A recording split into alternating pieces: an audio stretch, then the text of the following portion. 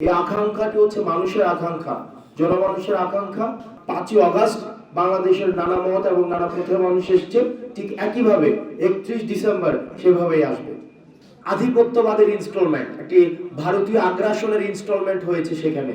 বৈষম্যবিরোধী ছাত্র আন্দোলনের আমরা এই পুরো আন্দোলনে হচ্ছে যে মানুষের যেই দাবিগুলোকে, মানুষের যে দফাগুলোকে আগে মানুষের মধ্যে এগুলো হচ্ছে এসছে, আমরা সেগুলোকে ভাষা দিয়েছি।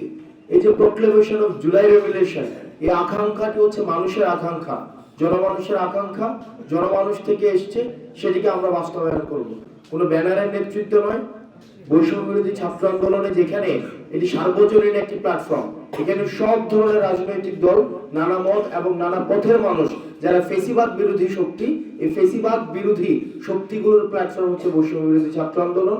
এই বৈষম্যবিরোধী ছাত্র আন্দোলনে যেভাবে আমরা 5ই অগাস্ট বাংলাদেশের নানা মত এবং নানা পথের মানুষ এসছে, ঠিক একইভাবে 31 ডিসেম্বর সেভাবেই আসবে।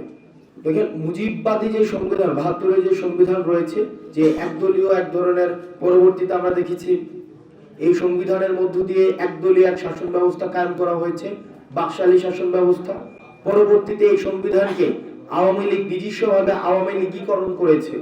আমরা মুক্তিযুদ্ধের যেই স্পিরিট গুলো ছিল এবং 72-এর সংবিধানে যেই ধরনের যেখানে মূলনীতিগুলো যুক্ত করা হয়েছে, এটা একটা হচ্ছে আধিপত্যবাদের ইনস্টলমেন্ট, একটি ভারতীয় আগ্রাসনের ইনস্টলমেন্ট হয়েছে সেখানে।